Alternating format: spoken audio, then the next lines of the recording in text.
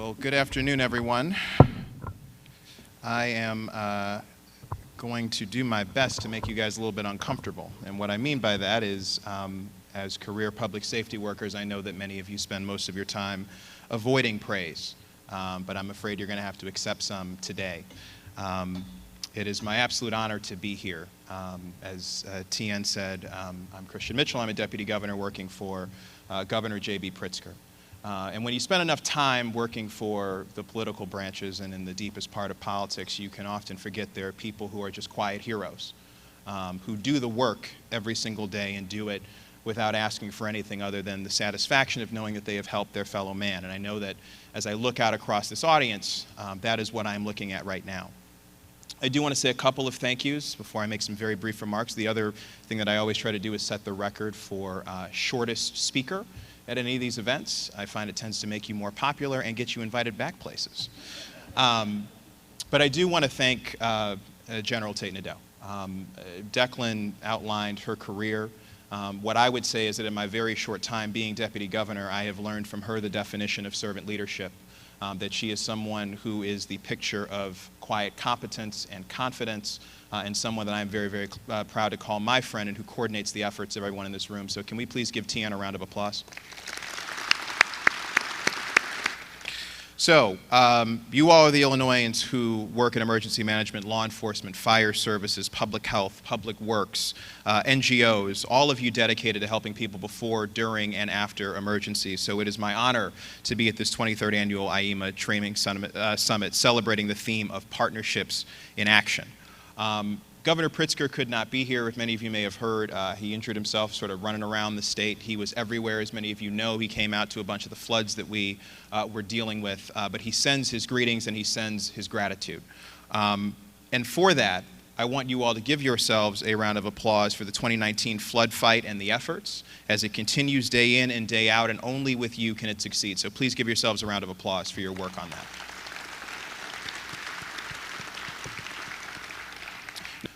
The people in this room, IEMA, IDOT, ISP, the National Guard, et cetera, have provided more than 5 million either filled or unfilled sandbags, more than 6.6 million feet of plastic. There were 830 National Guard members who were active for 62 days, who responded to 62 requests for help along 360 miles of river. Now, those numbers are in them of themselves impressive, but they actually do not capture the full measure of what it is that all of you have done here. When the governor and I traveled down to Cairo, it's a Democratic administration. There aren't a lot of J.B. Pritzker voters down there, right? But universally, everywhere that we went, because it's often people can get lost in their political motivations and forget about and be unable to give praise that is due. That has never been a problem for our emergency management efforts. Whether it was a Republican mayor, whether it was a police chief or a fire safety person, they would always say, we want to thank you and IEMA and all of your efforts for your professionalism, for your responsiveness. Everywhere around the state, the people in this room have given this governor and this administration, and because of that, this state, a good name. And that is because of your work and all that you've done. Yes, please. Now, last week, Governor Pritzker officially requested a federal disaster declaration for 33 counties that were battered by severe storms and extreme spring flooding. We are requesting the full resources of the federal government. But these natural disasters are a reminder of why preparedness is important. While it is impossible to avoid every emergency and every threat, we can and we must prepare for them, and nowhere is that effort more important than in our schools. And the thing that I like about the people in this room and this administration is that we are not waiting for the storms and the tragedies to come. We are getting out in front of them. So we're taking action on recommendations that have come from school officials, law enforcement, public safety, and mental health professionals who serve on our school safety working group. And this is in a couple ways. One is under the Illinois Stop the Bleed initiative, the administration is in the process of distributing kits to every school attendance center in the state. Governor Pritzker also recently signed House Bill 1561, which includes the formation of a behavioral threat assessment team in all of our school districts, which gives school districts the flexibility, wherever they are, to use existing tax revenues for the hiring of school resource officers and/or mental health professionals, depending on whatever the need and desire is of that local community. Now, I will say to everyone in this room something that all of you know. There will be more threats. there will be more dangers. Cybersecurity, for example, is an ongoing challenge, one that we will be working across agencies to meet, to protect our critical public infrastructure and the things that keep our state strong. As the world continues to get warmer, we will see more floods. These 100-year floods that we're seeing every year are probably going to continue. And sadly, unfortunately, for those of us who responded to the shooting in Aurora, there will be more mass shootings. We will do all that we can to prevent them, but we know they will happen. We can't stop everything from happening. But what we can do is be prepared. We will be ready. And the people in this room are the people who are standing in the gap. So it is my distinct honor and my distinct pleasure to call myself a friend to you, to do my job every day, which is to get obstacles out of your way so that you can perform the professional work that you do every single day. And in recognition of that work, I have the honor of presenting a proclamation to General Tate Nadeau for National Preparedness Month in Illinois, which will encourage Illinoisans to take the time to prepare for disasters and emergencies in their homes, businesses, and communities, because we all know that a little planning today can save lives tomorrow. So we're asking people to be partners in the work. So God bless you all. Thank you for everything you do, and congratulations.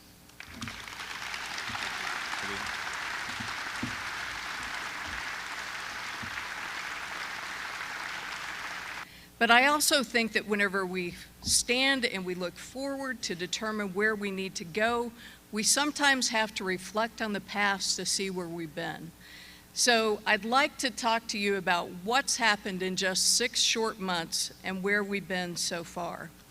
So at this point, what I'd like to do is just kind of show you some of the few things that we have done since we've been in office. So the first one of those is the polar vortex, which Christian talked about. Literally, I think I was in this job 10 whole days whenever we had our first polar vortex. That was the first state disaster proclamation that we did within a 10-day period of time. It's kind of scary to think about this because they say that it's going to be another bad winter. But whenever we think about what we had this last year, this was, again, historic colds that we saw. And during that period of time, we opened up a number of warming shelters across the state. It's not unusual for us to be opening up these shelters within your own communities, but now we saw the entire state that was being affected by the polar vortex. I'm happy to say that we really had minimal losses of people that were injured or died due to the cold during this event. The second one that we did is, of course, and what we talked about is the Aurora shooting. So this happened in February of the year. If you don't know, I actually wear 2 hats for the governor. I am his Homeland Security Advisor and also the emergency manager.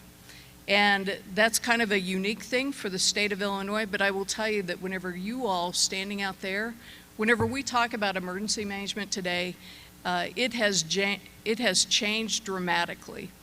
Today, you cannot talk about emergency management and simply think about natural disasters. You simply cannot think about it in terms of a man-made event from a biological or a chemical or a radiological event. Today, the things that affect you are things like active shooters. Things that will affect you and do affect you today are things like school shootings. Now, regrettably, those are difficult things to say, but it is imperative upon all of us that whenever we talk about preparedness and becoming stronger and better professionals at what we do, that we acknowledge these facts and we ensure that the best practices that we know both nationally and internationally are applied to our residents here in Illinois today. So we learned a lot during that one. And although you can see some of the faces of the people that lost their lives that day, what we do know is that today we stand better prepared than we did yesterday, and that we will continue to be better prepared as we continue to have people go through courses and we do tabletop exercises and we run functional interagency exercises to ensure that our residents stay safe. Now, I'm starting to get the feeling at this point in my career, 2 months into it, that people might want to start calling me Typhoid Mary or maybe TN the Disaster Lady. Because within 2 months, 2 different major disasters, and then we roll into the longest flood that the state of Illinois has ever seen. Would you all please stand up if you participated or were affected by the flood in 2019? Ladies and gentlemen, look around and you will see that almost everybody in here today was affected by that flood. And I want to thank each and every one of you that are here. Please give yourselves a round of applause for doing an amazing job. Go ahead and take your seats. Why do I say that? This flood was unprecedented, not only in the amount of time that it took, 155 days of flooding, the longest we had ever seen. We thought we knew what a flood looked like. In 2008, we had a significant flood. We remember what happened back in the 90s, but this is the longest flood, and it came and it changed the landscape of Illinois. 2.2 million people in Illinois were affected by this flood. The entire Mississippi and the Illinois River were flooding at the exact same time. And it was you all that went out there to help our residents. It was you all that stayed away from your families. It was you all who were the ones that put the plans together, and most importantly, ladies and gentlemen, it's great to have a plan, but if you don't execute that plan, then we haven't done everything that we need to do for our residents. And as you can see, that flood, we're still working with it. I'm happy to say today, as we stand here, and I say happy only in that the state of Illinois has not had a federal disaster declaration since 2013. On the Thursday before this long weekend, Illinois put in our request, the governor put in a request for both a public assistance and for individual assistance to FEMA to help our residents. An amazing experience. So we don't know the outcome of that yet, but I absolutely think it's amazing. And all of the work for each of the counties that are out there, that was 33 different counties that were affected by this. It was because of all the hard work and doing the damage assessments that were out there that you all were able to help us meet our threshold. If you don't know, Illinois has one of the largest thresholds in the entire United States. We have to meet $19.24 million just to ask for that assistance. As we look back and we think what the percentage is, it's about, you have to be over about 40% of that. So to be able to actually get to 19.24. We actually found that we were at over $62 million in doing this. In individual assistance, we were at $8.2 million total. Phenomenal work by each and every one of you today. On the side of nuclear safety, some of you probably don't know, but if Illinois was a country, we would be the 10th largest nuclear power in the entire world. So if you work in the area of nuclear safety, I want to thank you for everything that you do also in this agency. As we were working through this, we have a total of 8 different facilities in 6 different locations, and these are the men and women who keep not only the residents of Illinois safe, they ensure that we have the capability to keep the nation safe. There are no faults, there are no opportunities for a second go-round whenever we talk about the area of nuclear safety. But because of the great work of the people that we have working for us today, we can say that we have the finest record in the nation also. But that isn't all of our missions, and this isn't all that we've worked on since we've been here. The next thing that we've done, as you can see, is it's related to school safety. You know, whenever the governor came in, he said, how can I go and tell any resident, any parent, that we're not prepared here in Illinois, that our schools aren't safe? So, do we have Mike Chamness here and Don Karoff? If they're here, if they could stand up, I'd like to just give kudos to these two fine men who have really taken and spearheaded the state of Illinois school safety piece. Later on, I won't steal it from you, but we'll talk more about school safety, some of the recommendations that this governor has on his desk today, and how you all play a part in that. And I was remiss earlier whenever I talked about Aurora. You're also going to have an opportunity to hear from Deputy Chief Jackson, who was from the Aurora Police Department, who's going to tell you what it's like to be the guy on the ground and to make those decisions. The other thing that we want to talk about is the active shooter piece.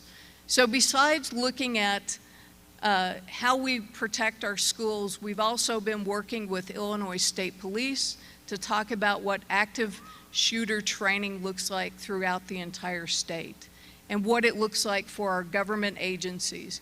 Believe it or not, prior to this administration, prior to what we're doing today, there has not been a cohesive plan that has talked about what we do for active shooter training.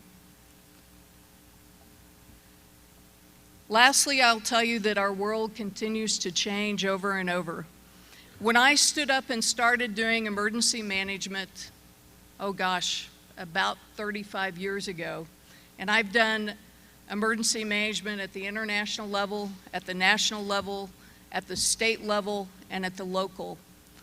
For the longest time, I didn't think this topic, cybersecurity, was in my portfolio. I thought that was that other guy. You know, the guys that dealt with the computers, they were the ones that had to deal with that.